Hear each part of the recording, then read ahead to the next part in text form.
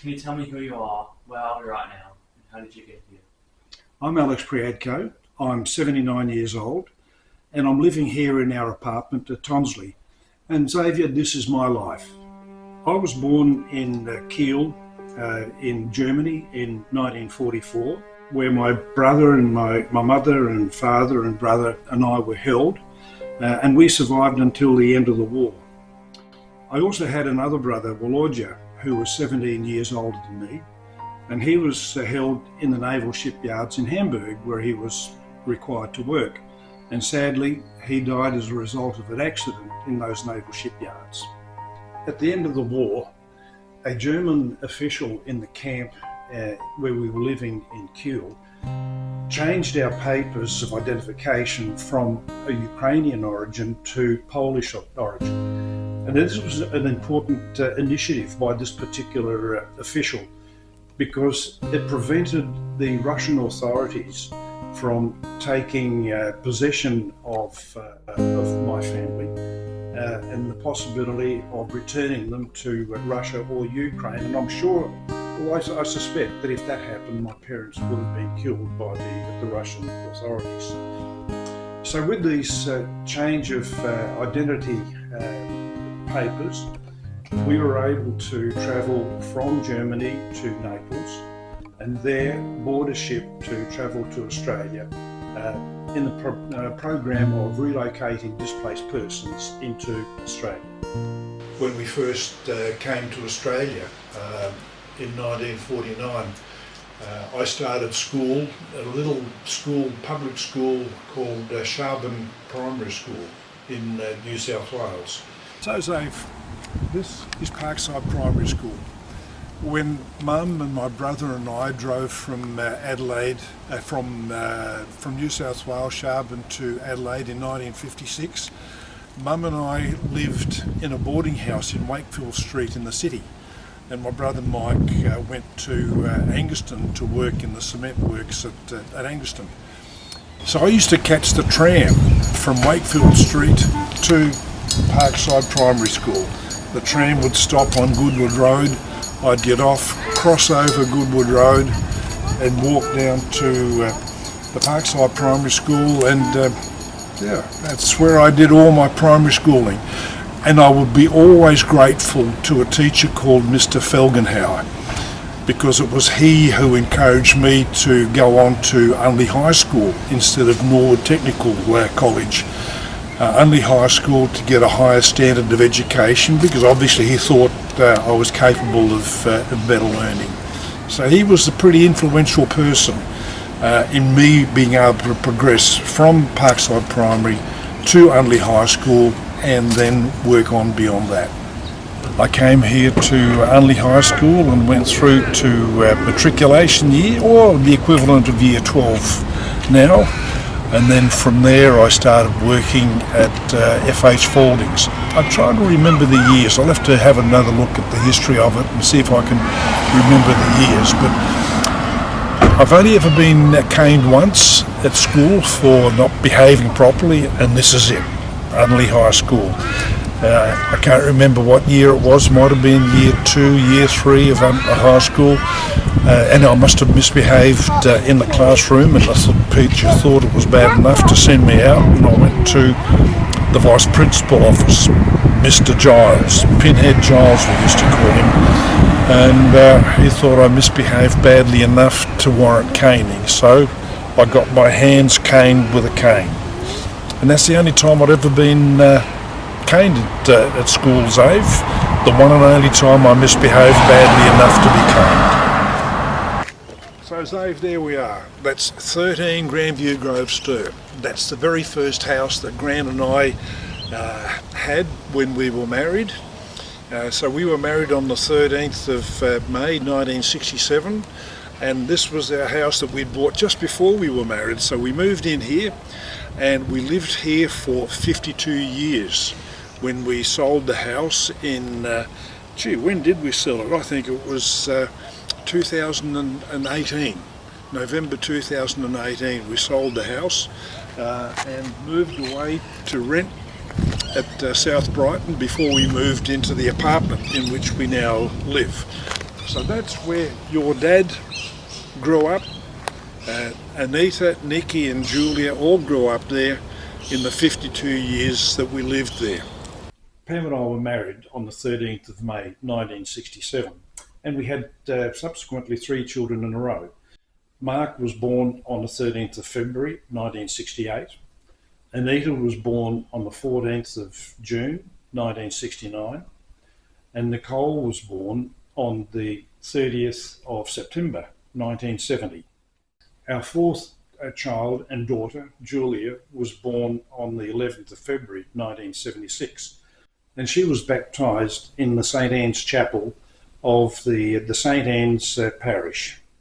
When I finished high school, my first full-time job was with a pharmaceutical company called FH Fording, and there I was employed as part of their cadetship program, which meant that I worked full-time, but I was also given some time off during the daytime to go to the South Australian Institute of Technology and study on a part-time basis a certificate of analytical chemistry. And sometimes the lectures did go after hours and didn't finish on some occasions until around about 9 p.m. So I had a busy program of working full-time and studying part-time to get this certificate of analytical chemistry qualification. In 1967, I resigned from working with FH Fording, but continued to study the certificate of analytical chemistry. But then I started working with Celtics Oil Company at their Birkenhead terminal, where I worked as a laboratory assistant in their petroleum products quality control laboratory. But the reason for me choosing to work with Celtics Oil Company was that they offered me an opportunity of studying on a part-time basis at the University of Adelaide for a Bachelor of Applied Science degree, which was a higher qualification than a Certificate of Analytical Chemistry. So that was the reason behind me making that decision. So at the beginning, I was studying the analytical chemistry until I qualified for that, and studied at the same time for the Bachelor of Applied Science degree at the university, which I gained in 1972, and it was not long after I gained my qualification that I resigned from Celtics Oil Company and began working with a company called Catolian. In 1972, I resigned from Celtics and began working with a company called Catolian as a technical sales representative, which meant selling water treatment products to industries. After working there for 2 years, I realised that I was not cut out to be a sales representative. So I resigned from Catolian and was able to gain employment with Bridgestone, the rubber manufacturing people that used to be located on South Road at Edmondstown. And there I worked as a quality control officer. So it was in a quality control laboratory of the Bridgestone company. I was responsible for a small staff of people involved in testing of rubber products. So this was my first experience of actually being engaged in a supervisory role, a responsible role, and being responsible for a small staff and their conduct and performance in the laboratory quality control. While I was working with Bridgestone, I realised that I was searching for a more fulfilling job role. I was enjoying the responsibility of being responsible for a small staff, but I was looking for a greater challenge and, of course, a more financially rewarding one. I noticed in the paper an advertisement with Arnotts Biscuits for the position of a production manager. In 1976, I applied for this position, and I was successful and gained employment then with Arnotts Biscuits. So then in October 1976, I resigned from Bridgestone and began employment with Arnotts Biscuits as a trainee production manager at their production or manufacturing facility at Galway Avenue at Marston. The first stage of my employment with Arnotts Biscuits meant that Pam and I and our family had to move to Melbourne for a period of 3 months, where I worked with one of the factories at Port Melbourne, an Arnott Brockhoff guest factory at Port Melbourne, where I worked on the ground floor of manufacturing biscuits to learn the skills of biscuit manufacturing and all the complexities associated with that technology. On the completion of that 3 months of training at the Arnott Brockhoff guest factory, we returned to Adelaide, where I continued working as a trainee production manager until the factory manager was satisfied that I had gained sufficient skills and knowledge to be able to take on the responsible role of being production manager for Arnott's biscuits within the Marston factory. After a few years in my role as production manager, the factory manager, who was my direct boss, retired, and I was promoted into the position of factory manager for the Marston site. I was working in that role for a couple of years when I had a strong disagreement with the general manager of the site, and my position was moved from being factory manager to the position of a created position of technical projects manager. In this role, I was looking for opportunities within the production environment for manufacturing efficiencies and implementation of new technologies and recipe modifications, a role that actually I quite enjoyed. I was pleased in some respects to be free of the responsibility of a high managerial position. But it was during this time that I subsequently became involved in specialising in the manufacturing of chocolate. And this provided then me with an opportunity of going to France and Belgium to study the skills and techniques of chocolate manufacturing within the manufacturing and factories of those two countries, an experience that I thoroughly enjoyed. This also then led me to going to Switzerland to work with a chocolate manufacturing company called Bühler in the town called Waitfeel in Switzerland, to look at the latest technology that was available in the manufacture of chocolate, and to conduct trials with our raw materials to explore the benefits that could be gained in the use of this new and modern Bühler technology. Following these trials, and when I'd returned back to our factory at Marston, I developed a project which involved purchasing the latest technology in chocolate manufacturing and bringing that technology into the Marston facility, which was ultimately accepted by the company management, and the project that I had developed was implemented within the Marston chocolate manufacturing facility and still continues at this day.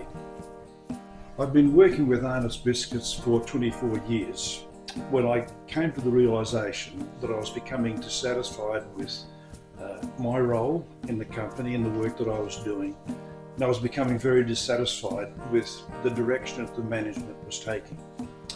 So I chose to take an early retirement package, which meant that after 24 years, in November 2000, I finished working with Arnott's biscuits. But I still had a lot of work energy within me, and there were things that I wanted to do. So the first step was I gained a license for driving limousines, and I drove limousines then for 5 years, doing winery tours, school formals, funerals, weddings, and I had a lot of fun with it. That went on for 5 years, and there were a lot of great experiences within that. But there was one particular humorous and yet on the other side of it scary experience that I had with a limousine. One evening I decided that I felt like smoking a little cigar after dinner. So I went to a service station on South Road, parked the limousine and went into the service station to buy my little cigar. When I came out, the limousine wasn't where I parked it. when I looked down to the drive, I noticed the limousine parked up against an ambulance. And when I spoke to the ambulance drivers, they said that they had noticed the limousine rolling out from the service station across South Road, bumping against the median strip, rolling back across to the drive of the service station, bumping into the surrounds of a gas storage facility, and began rolling out onto South Road again when the ambulance drivers decided to drive up and place the ambulance in a position that stopped the limousine from rolling back out onto South Road. That was a scary part of it, because I was extremely fortunate. At that time, there were no other cars driving on that section of South Road between changes of traffic lights further down on South Road. Anyhow, I rang my boss and explained to him what had happened, and he took it in good grace. There were no repercussions out of it, and it was an incident they will always remember, both humorous and a bit scary. After 5 years of driving limousines, I decided it was time for another change. So I finished with that and started doing house plans for real estate agents. This was a job that was made by appointment for me by another company, which involved going to a house that was going to be put on the market, roughly drawing up, but accurately, drawing up the plans of the house and emailing those plans to the company that engaged me to draw them up properly on their CAD/CAM as a plan that they would send then to the real estate agent, and that would be used in their advertising materials for the sale of a house. I did this for a couple of years and quite enjoyed the moving around and the experience of doing house plans of homes and travelling around the city. I then just started doing some work on stock taking. There's a company called RGIS Lowton, and they engage people to go into stores and stock take, and they offered me the opportunity of doing stock taking of John Deere equipment. And this meant driving to John Deere agencies throughout the state to stock take all their farm manufacturing equipment within an agency. So for example, I'd fly over to Port Lincoln, pick up a hire card and drive to an agency, a John Deere agency in Port Lincoln, take stock of their equipment, then drive to Cummins and take stock of their equipment, drive to Sejourner, take stock of their equipment, and so on. So it gave me a great opportunity of travelling around the state and to some places like Sejourner, the Riverland, down the southeast, to across the Tasmania on one occasion, and just experiencing the country through the various seasons that the farmers experienced and used all the farming equipment. During this time, I also had an opportunity of doing some biscuit consulting work, which involved, in the first instance, going to the Solomon Islands for a couple of weeks with a biscuit manufacturing company there to develop a product that they wanted to put onto their market amongst the island countries that was similar to a hard cracker, like a Sayo type of biscuit. And this went on for 2 weeks. When I completed that, I had the opportunity of doing some biscuit and consulting work in Fiji. And this was an experience I thoroughly enjoyed, and it lasted for a year. And every month I would fly over to Fiji to a biscuit company in Suva. I would work with the company for a week, come home for 3 weeks, and then return again in a month's at that time for another week of work. And this went on for 12 months. And it was a delightful experience because I loved the work that I was engaged in, and that was product development work, efficiency work, product improvement work, the sort of work that I relished doing at Arnotts and got a great deal of delight out of, and I was able to make a significant contribution to the operations of that facility. So in 2006, I was working in the naturopathic clinic, and I'd been there for about 10 years. And a friend rang me to say that there was a job at Brighton as a pastoral associate. This really appealed to me because I was looking forward to meeting, working more with people than I was in the clinic with just patients all the time. So I really looked forward to that job, and I took the job at Brighton as a pastoral associate. I studied for a Bachelor of Ministry in that time, and I helped families prepare for baptisms, for funerals, all the other sacraments and all the other life things that people need someone to listen to them and help within their daily lives. And that, I really, really loved that job. In 2011, I retired from the job as pastoral associate, and it was very, very full on, and I was needing a little bit of a break. So I continued to work then in the Adelaide Archdiocese with a number of roles. One was helping Jill Gallio, who supported pastoral associates throughout Adelaide. I did quite a bit of bereavement training with people for bereavement groups, and Jill and I ran a program called Seasons for Growth, which is a program for grief and loss program for people, and we did that for about the next 10 years. Well, here we are now. I retired from full-time work in November 2000. Gee, that's all those years ago, 24 years ago. And what a journey it's been since then. We've done lots of different things. We've done a lot of overseas travel. I've done lots of different jobs. And here we are, looking back over the journey that we've been on and reflecting on all the things that we've done, we've achieved, where we've been, renewed a lot of new friendships. It's been a fabulous journey. So we're a good team, very good team. We work together, very different personalities. We do things very differently, we think differently.